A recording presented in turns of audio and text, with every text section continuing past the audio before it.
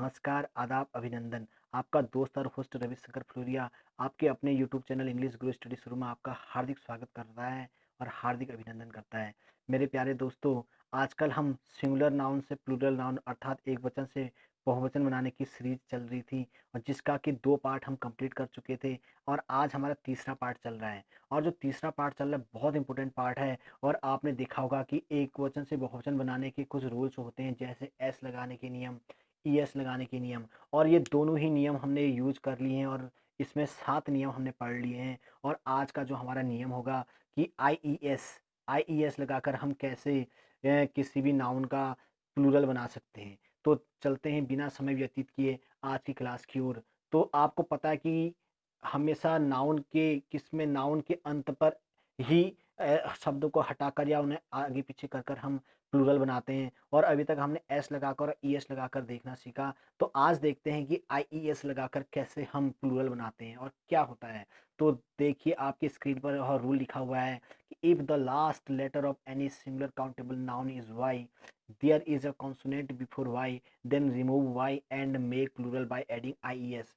तो आप समझ में आ गया होगा कि सामान्यतः जब किसी भी नाउन के साधारण शब्दों में बता देता हूँ अपनी भाषा में कि जिससे कि आपके समझ में बहुत जल्दी आ जाए कि अगर हम किसी भी शब्द के किसी भी नाउन के अंत में वाई हो और वाई से पहले कॉन्सोनेंट हो, आप यहाँ पे एग्जांपल देखें तो आप उस वाई को हटा देंगे और उसकी जगह पर आई ई एस लगा देंगे। ध्यान दीजिए कि मैं क्या बोला, दो इंपॉर्टेंट चीज बोली।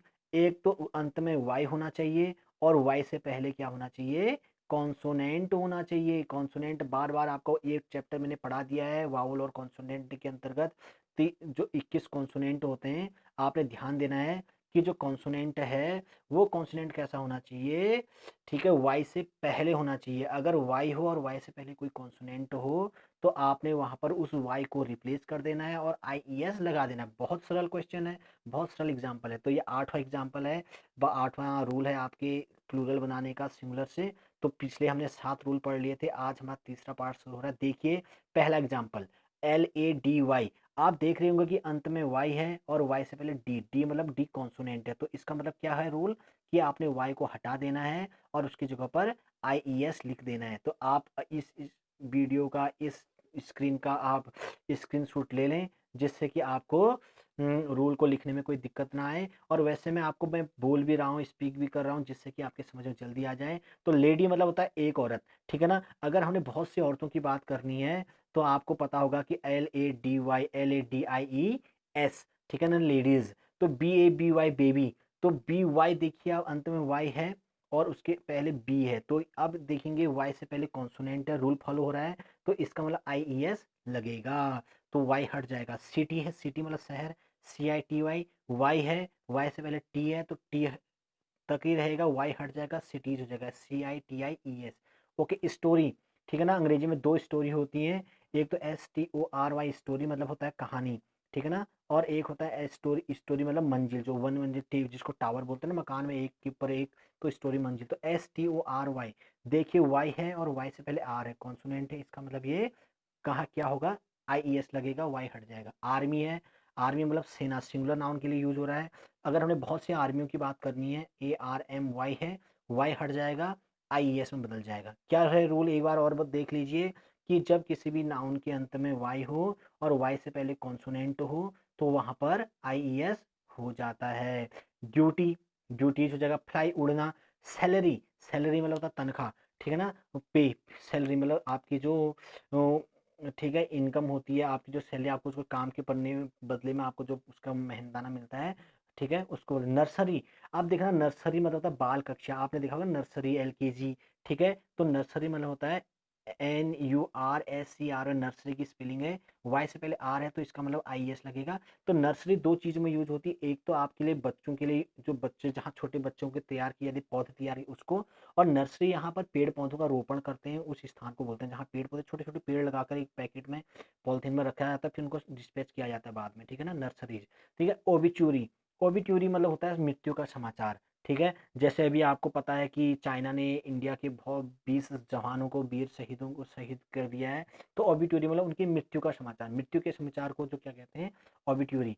ठीक है, वाई से पहले आर है तो ओबिट्यूरीज बन जाएगा। तो रूल समझ में आया। 8वां रूल क्या है कि जब किसी वाई हो, किसी शब्द के किसी नाउन के अंदर वाई हो, उससे पहले कॉन्सोनेंट हो तो आई ई एस हो जाएगा और वाई को हम हटा देंगे। और अब 9वां रूल क्या करते हैं, देखते हैं क्या लगाते हैं। सामान्यतः किसी भी एकवचन जातिवाचक संज्ञा सिंगुलर कॉमन नाउन के अंत में वाई हो और वाई के ठीक पहले वोवेल हो। अब यहाँ पर एक शर्त आ गई, वोवेल है। अभी तो क्या था, कॉन्सोनेंट था तो आई एस हो जा रहा था, वाई हट जा रहा था। अगर वोवेल होगा तो वाई के ठीक बाद एस जोड़कर बहुवचन बनाया जाता है। इट्स मीन दो चीजें हो रही है, एक तो वावल होना चाहिए और दूसरा वाई रिप्लेस नहीं होगा। अगर वाई से पहले वावल होगा, ए ई आई ओ यू होगा, तो आप क्या करेंगे, सीधे केवल उसके पीछे एस लगा देंगे। ठीक है ना, प्ले का प्लेज हो जाएगा। ओके, तो समझ में आया। बी ए वाई, बे मतलब होता है खाड़ी, जो बे ऑफ बंगाल कहते हैं ना, बंगाल की खाड़ी। ठीक है, डी ए वाई डी, तो वाई है, आप देख रहे हैं वाई तो है। यहाँ पर शर्त चेंज हो गई है, कॉन्सोनेंट। पिछला रूल तो था 8वां रूल, उसमें वाई के पीछे पहले कॉन्सोनेंट होना चाहिए था। अगर कॉन्सोनेंट होगा तो वाई हट जाएगा, आई एस बदल जाएगा। लेकिन अगर वावल होगा तो वाई नहीं हटेगा और सीधे एस लग जाएगा। ओके, तो मंकी है, एम ओ एन के ई वाई, वाई है, वाई से पहले ई है, मतलब वावल है। तो अगर वावल होगा तो एस लगेगा और कोई चेंज नहीं होगा। ठीक है ना, वाई भी नहीं हटेगा। Okay, story. अब यहाँ देखिए दूसरी स्टोरी आ गया। अभी पहले स्टोरी था, S T O R Y, story मतलब कहानी। ये S T O R E Y, अगर वाई से पहले वावल हो तो चेंज नहीं होगा, केवल एस लगेगा। ठीक है, डंकी, डंकी मतलब होता है गधा। ठीक है ना, ओके, मंकी बंदर, डंकी गधा, डी ओ एन के ई वाई, डंकी मतलब गधा, की मतलब चाबी, के ई वाई। तो समझ में आ गया। जर्नी यात्रा, वैली, वैली मतलब घाटी, आपने लेंचो वाले लेसन में पढ़ा था इंग्लिश की क्लास में मेरी ही। ठीक है, रे मतलब किरणें। तो ये बहुत सारे एग्जाम्पल हैं आपके। तो क्या समझ में आया, दो रूल आज के हमने पढ़े। पहला रूल क्या था, अगर वाई हो, वाई से पहले कॉन्सोनेंट हो, तो हम अंतिम ई को, वाई को हटा देते हैं और आई एस लगा देते हैं। और क्या है, अगर दूसरा रूल है, अगर वाई हो, वाई से पहले वावल हो, जैसे P L A Y, Y है, वाई के पहले वावल है, तो यहाँ पर हम उस वाई को नहीं हटाएंगे, एस लगा देंगे। ठीक हो गया। तो दो बहुत इंपॉर्टेंट रूल हैं। अगर आपको ये वीडियो अच्छी लग रही है तो आप इस वीडियो को जरूर शेयर कीजिए, लाइक कीजिए और अपना ज्ञानवर्धन करते रहिए। और आज का जो अंतिम रूल है, मैं तीन तीन रूल की श्रृंखला लेकर चला हूँ और टोटल आपने 15 रूल पढ़ने हैं। आज हम 10 रूल पर आ गए हैं, इसके बाद 2 पार्ट्स और बनेंगे। तो बाय आर ई एन, ये थोड़ा अलग रूल है। आपने शुरू में ही बताया था एस लगाकर बनता है, ई एस लगाकर बनता है, आई एस लगाकर, और आर ई एन और ई एन। तो ये बहुत लिमिटेड वर्ड है, इसके लिए कोई रूल है ही नहीं। आपने इन शब्दों को याद करना है कि कुछ वर्ड ऐसे होते हैं, कुछ नाउन ऐसे हैं, there are some noun whose plural is made by adding R E N और ई एन। कुछ ऐसे नाउन होते हैं जिनके अंत में आर ई एन लगता है और या ई एन लगता है। जैसे चाइल्ड है, C H I L D, child, एक बच्चे की बात हो रही है। और अगर हम बहुत सारे बच्चों की बात करें तो क्या होगा, चिल्ड्रन बन जाएगा, आर ई एन लगा देना। ऑक्स मतलब बैल। ठीक है ना, अगर हमने बहुत से बैलों की बात करनी है, ई एन, ऑक्सन हो जाएगा। ब्रदर, ठीक है ना, ब्रेदरन, ये आपको मैंने पिछली बार भी बताया था, ब्रेदरन और ब्रदर्स दोनों हो सकता है। तो ब्रेदरन होगा तो इसका मतलब होता है जैसे एक ही संस्था के सदस्य। ठीक है ना, जैसे हम बहुत एक कमेटी बना लेते हैं, एक धार्मिक संस्था किसी मंदिर के लिए कमेटी बना देते हैं, जैसे बद्रीनाथ के लिए। ठीक है ना, ओके। और ब्रदर्स मतलब सहोदर भाई, मतलब एक ही उदर से पैदा हुआ, मतलब दो सगे भाई। ठीक है ना, ब्रदर्स। तो ब्रदर का प्लूरल कैसा होगा, ब्रदर्स या ब्रदरन।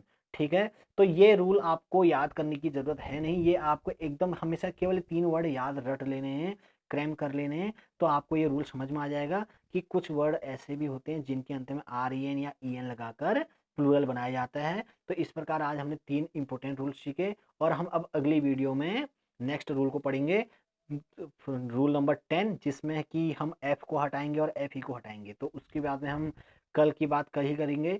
तो तब तक आप इन सभी रूल को देखिए, याद कीजिए, मेमोराइज कीजिए, समझिए, रट। ठीक है ना, आप इनको समझने की कोशिश करनी है, ना कि बिल्कुल रटना है, रटने की जानी है। बार बार मैं एक ही चीज़ कहता हूँ कि bookish knowledge is not a real knowledge. किताबी ज्ञान नहीं होता, बट एक्सपीरियंस होना चाहिए, विजडम होना चाहिए, ज्ञान, हमने ज्ञान एकत्र करना है। तो तब तक अपना ख्याल कीजिए, अपने हेल्थ का ख्याल कीजिए, अपने पेरेंट्स का ख्याल कीजिए। और आजकल कोरोना महामारी की वजह से, ठीक है, आप खुद अपने डॉक्टर बन सकते हैं, आप अपने खुद अपनी सहायता कर सकते हैं, अपने को खुद सेव कर सकते हैं। तब के लिए धन्यवाद, आपका दिन मंगलमय